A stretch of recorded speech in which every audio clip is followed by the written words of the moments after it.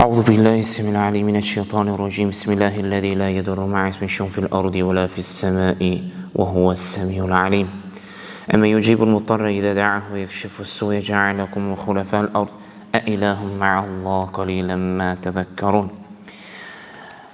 رب اشرح لي صدري ويسر لي أمري واحلل عقدة من لساني يفقه قولي الحمد لله وصلى الله وسلم وبارك على رسول الله Falenderimet, lavderimet, lartësimet I takon vetëm atij Allahut fuqi plot. Atë falenderojmë, lavdërojmë, lartësojmë për çdo begati dhe mirësi të cilat ai Allahu kryesi qësisë na I ka dhënë. Atë falenderojmë për begatitë siç janë shëndeti, familja, pasuria dhe begatia dhe pasuria dhe mirësia më e madhe është udhëzimi. Dërgojmë selama dhe salavat mbi pejgamberin salawatu rabbi wa salamuhu alayhi, mbi familjen e tij të ndershëm dhe mbi të gjithat të cilët e pasojnë ndjekin rrugën e tij deri në ditën e llogarisë.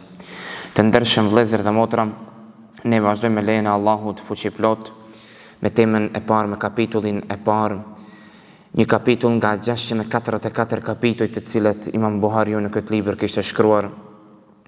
Sonte fillon me lejen e Allahut me hadithin e parë nga 1322 hadithe apo transmetime.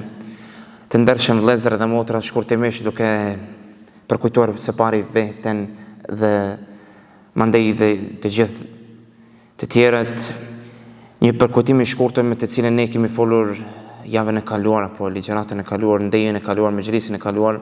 Ajo është ne kemi folur shkurtimisht rreth imamit apo autorit të librit, rreth librit dhe vlerës së madhe të moralit, duke e përsëritur se pejgamberi alayhi salatu wassalam kishte thënë se një përkujtim I lehtë ku thot pejgamberi alayhi salatu wassalam, nuk ka gjë më të rëndë në ditën e llogarisë, në mizanin në ditën e llogarisë, në peshore se sa morali I mirë. Dhe hadithi transmetimi I dytë me të cilën neve na përkujton ligjëratën e kaluar është ai I cili thot pejgamberi alayhi salatu wassalam, unë do të jem garant në ditën e llogarisë për atë I cili ka moralin e mirë, do të garantoj për atë që të ketë një shtëpi më të mirë, më të bukur në gradë më të lartë të xhennetit, të parajsës. Dhe për atë arsye ne fillojmë me kapitullin e parë, me temën e parë është respekti ndaj prindërve. Imam Buhariu fillon Bismillahirrahmanirrahim me emrin e Allahut mëshirosit, mëshirbërësit, dhe mandej ja fillon me ajetin nga sura Ankebut, ajetin e 8, wa wasayna al-insana biwalidayni husna. Dhe ne ju kemi obliguar, Allahu e bëri obligim imperativ që ne t'i respektojmë prindërit, që të sidhemi mirë me to. Pra mendone ku Imam Buhariu së pari don që ta tregoj vlerën e madhe të edebit moralit, e shkruan posaçërisht këtë libër, Edebul Mufrad. Dhe mandej pra mendone duke ditur ne në Islam kemi edebin ndaj Allahut fuqiplot, edebin ndaj pejgamberit alayhi salatu wassalam, dhe edebin ndaj njerëzve dhe edebe të tjera, apo morale apo sjellje të tjera. Në këtë libër Imam Buhariu nuk tregon apo nuk flet, nuk shënon hadithe nga edebin ndaj Allahut fuqiplot, duke na treguar me një farë mënyre ku ulemaja tregon dhe thotë se Imam Buhariu don që të na tregon se edebi ndaj Allahut është nga Kur'ani famlart, sepse pejgamberi salawatu rabbi wa salamuhu alayhi ishte I edukuar nga Allahu fuqiplot. Dhe posaçërisht nga Kur'ani fisnik, fjala e Allahut fuqiplot. Dhe mandej Imam Buhariu don që të na tregon se në këtë libër, me këtë librin me të cilën ai kishte marrë hap për ta shkruar, për ta shënuar, ai don të na tregon se pari me këtë kapitullin e parë që ne t'i respektojmë, t'i nderojmë, t'i ruajmë prindërit tanë, për arsye se ato janë sebepi për të cilën ne jemi në këtë botë. Çdo gjë të cilën ne e veprojmë në këtë botë janë sebepi prindërit tanë. Dhe në të vërtetë ne jemi të obliguar që t'i respektojmë, nderojmë ato. Pra mendone ne do të flasim dhe më tej ndaj respektit ndaj prindërve, por ne do të përmendim do të cekim hadithin e parë, transmetimin e parë të cilin Imam Buhariu e transmeton, e shënon, është hadithi i parë apo hadithi 5970 në sahihun e tij, ku thot se Abdullah ibn Mas'udi e ka pyetur pejgamberin alayhi salatu wasalam, sa'altu an-nabi ayu amali ahabbu ila Allah azza wa jalla. Pra mendone Abdullah ibn Mas'udi, njeriu i cili ka jetuar me pejgamberin alayhi salatu wasalam, e kishte shikuar pejgamberin, kishte ndejme e debin moralin e ahlakun e pejgamberit alayhi salatu wasalam. Dhe para mendone ku çka e pyet Abdullah ibn Mas'udi, ishte në mundësi që ta pyes pejgamberin alayhi salatu wasalam për çdo gjë, por e pyeti për çka? Cila është vepra më e dashur tek Allahu fuqiplot. Nuk e pyeti si ta arri deri tek dynjaja, si ta arri tek pasuritë e kësaj dynjaje, si të dashuron në dynjan. Çka është më e mira më e dashura në dynja? Por jo. Kërkon dashurinë dhe kënaqësinë e atij Allahut fuqiplot, sundosin e çdo gjë, sundosin e zemrave dhe shpirtërave tonë. Eju amali ahabbu ila Allah. Cila është vepra më e dashur tek Allahu, jo tek njeriu, tek Allahu fuqiplot. Dhe ndëgjone përgjigjen e pejgamberit alayhi salatu wassalam. Qala an-nabi as-salatu ala waqtiha. Namazi në kohën e tij. Pra mendoni vepra më e dashur tek Allahu është namazi në kohën e tij. Pra mendoni pejgamberi alayhi salatu wassalam nuk tha ta falësh namazin në formën e përgjithshme, por tha namazin në kohën e tij. Ulema thot duke komentuar shpjeguar këtë hadith, thonë se pejgamberi alayhi salatu wassalam mendonte se në kohën e tij, për shembull, namazi i drekës fillon në ora 1 dhe mbaron rreth ora 3:30 apo 4 dhe ta falësh namazin në këtë kohë. Një mendim. Mendimi i dytë është që ta falësh namazin në kohën e parë të tij, duke ditur se është lejuar që ta falësh namazin nga ora 1 deri tek ora 4. Por namazi më i mirë, ku ulemaët thonë, dietarët thonë se më i mirë është në ora 1, në vaktin apo kohën e tij të parë. Për arsye se janë arsye të shumta, por një ndër arsyet më të vlefshme me të cilën merren ulemat ajo është që e arrin në ora 1 që të falësh namazin me xhamat, ta arrish bereqetin e xhamatit, ta arrish bekatin, mirësinë e xhamatit. Duke ditur mirë se pejgamberi alayhi salatu wassalam në një farë formë, në një farë mënyre, don të na tregon, don të na mëson, edukon se namazin me do mos ne nuk guxojm ta lejm pas, por ta ruajm mirë, duke ditur se namazi është një komunikim, një lidhje e lartë me Allahun sunduesin e gjithësisë. Para mendone ka shumë hadithe, ka shumë transmetime, ka shumë ajete të Kur'anit, por shkurtimisht. Njëherë pejgamberi alayhi salatu wassalam i tregon sahabëve, shokëve të tij, i thot Musa alayhi salatu wassalam, ishin nga ato të cilët Allahu i dha mirësi dhe begati, të ngjiten në një breg, në një mal, të flas me Allahun fuqiplot, ti drejtohet atij. Por kjo begati dhe mirësi të vetëm Musa alayhi salatu wassalam. Nuk ishte e popullit të tij, nuk ishte asnjë pejgamberi tjetër, vetëm Musa alayhi salatu wassalam. Por ne mundemi të ngjitemi në majë më të madhe, ne nuk do ta kemi këtë begatinë e Musait. Por pejgamberi alayhi salatu wassalam i tregon sahabëve, shokëve të tij, në të njëjtin komunikim dhe i thot, në të njëjtin mëxhlis i thot, por ummeti im e ka dhe begatinë më të madhe se sa Musai. Para mendoni, ne nuk kemi as evlia, as melaik, as pejgamber, njerëz të thjesht me katar dhe gjunaqar. Por ne kemi begatinë dhe mirësinë më të madhe se Musa alayhi salam. Pse? Si pejgamberi thot, kur ne jemi në namaz, jemi në komunikim, në lidhje me Allahun fuqiplot, drejt për së drejti, pa kur farë perde, pa kur farë ndalese, pa kur farë pengese. Subhanallah, para mendoni, edhe si ne ta lam këtë begati dhe mirësi, si ne mos e varapojmë ta kapim këtë mirësi dhe begati të Allahun fuqiplot. Para mendoni ku shpesh ne bëjmë pyetje njëri tjetrit dhe kur ta jep dikush përgjigjen dhe ti thu Allahu shpërbleft, Allahu nderoft, edhe ikën. Por Abdullah ibn Mas'udi nuk u nal me këtë, thot thumma dhe pastaj pejgamberi alayhi salatu wassalam i thot birrul walidain, respektimi i prindërve. Pra mendoni ku kemi thënë se Imam Buhariu kishte filluar këtë libër apo këtë kapitull me ajetin wasayna al-insana biwalidayhi husna. Jemi të obliguar që t'i nderojmë, respektojmë prindërit tanë. Por shumë ajete nga Kurani i Kerim, nga Kurani fisnik, kanë sebepet e zbritjes, kanë arsyet e zbritjes. Dhe ky ajet ka sebepin e tij. Nga ajetet e radha, jo të gjithë kanë sebepet e tyre. Dhe ky ajet është zbritur për arsye se ulemaët tregojnë hadithe të shumta dhe thonë se ky ajet është zbritur për arsye të Saad ibn Waqasit. Për arsye se Saadi pranoi Islamin dhe nëna e tij i tha, unë do të bëj grev, bojkot, nuk do të ha dhe pi dhe nuk do të hyj shtëpi, do të rri jashtë në diell. Duke i bërë Saad ibn Waqasit çka? Presion pse çik. Nëna ime nuk po ngrën, nuk po han. Nëna ime është jashtë.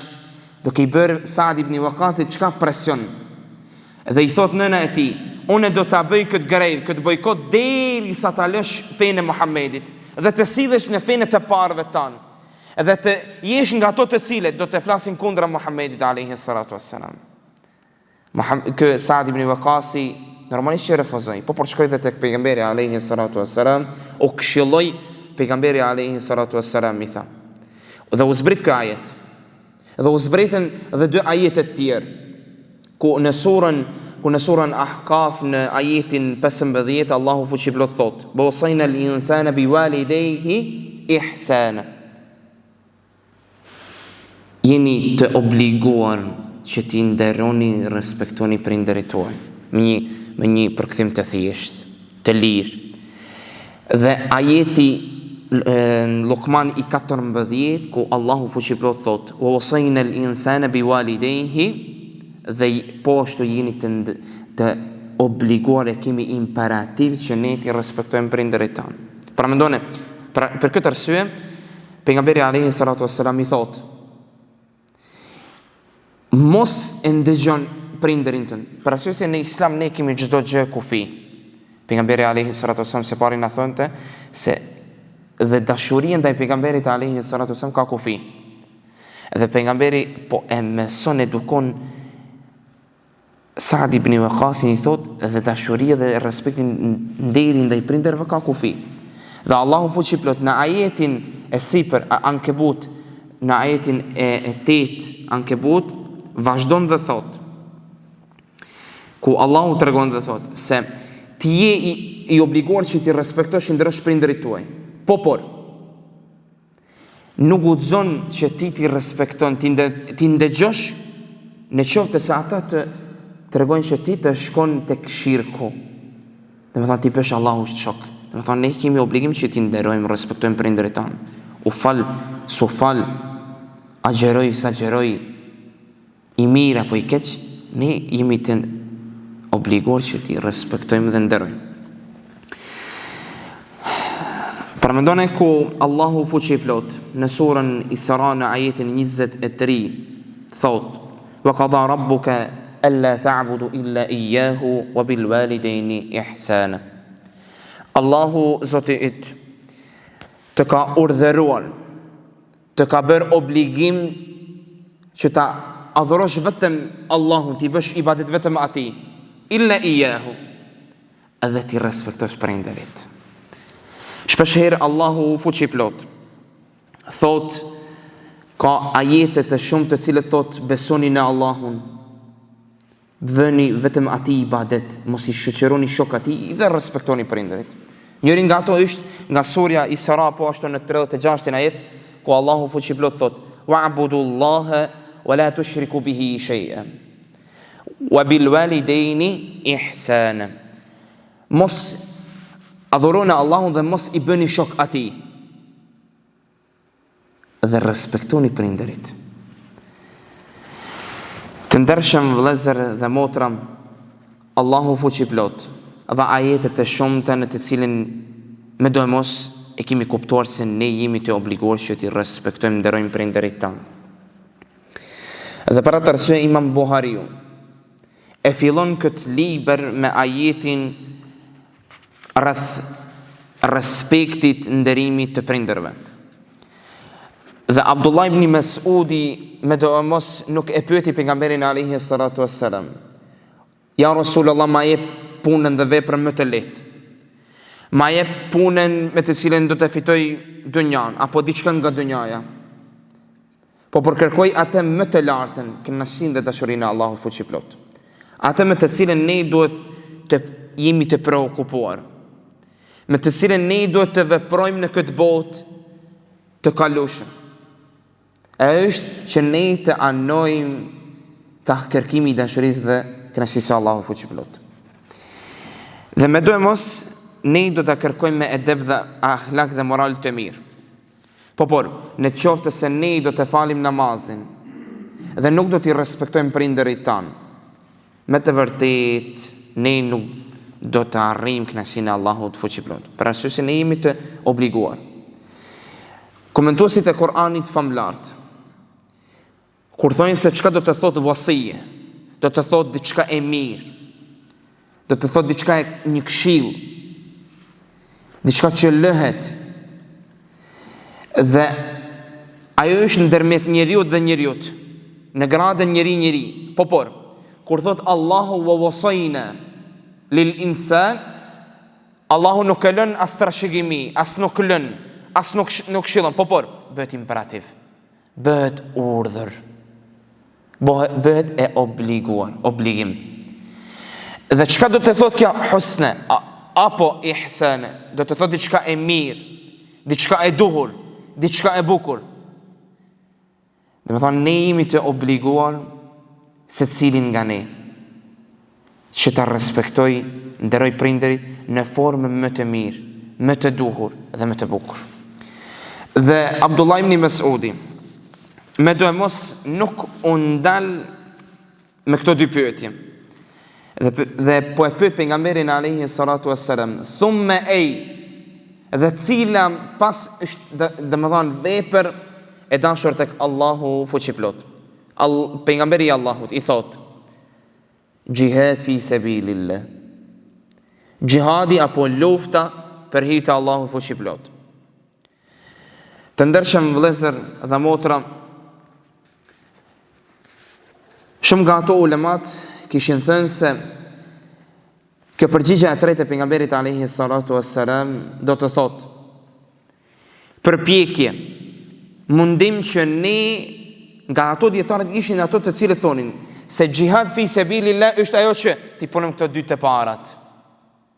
Ta falësh namazin në kohën e tij dhe ti respektosh, ti nderosh prindërit. Do të thotë ti plotësosh këto dy imperativet. Nga ato ulema të tjerë thonin se jihad është ajo me të cilën kuptohet që ti ta ndryshosh veten, të punosh në të mirë, punosh që çdo ditë ta shohësh veten në një formë më të mirë, më të bukur dhe më afër Allahut fuqiplot. Me afër kënaqësisë së Allahut dhe dashurisë së tij. Dhe ka nga ato të cilët paramendojnë jihad është dhe ajo që ta falësh namazin e sabahut për shembull në xhami. Jihad është ajo me të cilën shejtani të don të tradhton, të mashtron, ta punosh një vepër e cilën nuk është e duhur, vepër e cilën është e pahishme për njeriu, për besimtarin. Jihad është që ti thuash vetes jo. Ti thuash vetes unë nuk dua ta veproj këtë punë. Ta ndryshosh këtë mendim, ta ndryshosh këtë qëllim. Kjo është jihad. Jihad është që ti të punosh çdo ditë nga dita ditës, të punosh në të mirë, në të bukur dhe në të ndershëm. Dhe Abdullah ibn Mas'udi thot në përfundim të transmetimit të hadithit, po të vazhdoja dhe pejgamberi alayhi salatu wassalam do të vazhdonte. Të ndershëm vëllezër dhe motra, pejgamberi alayhi salatu wassalam shpesh herë i bënin pyetje atij, po por kur nuk ishte e njëjta përgjigje.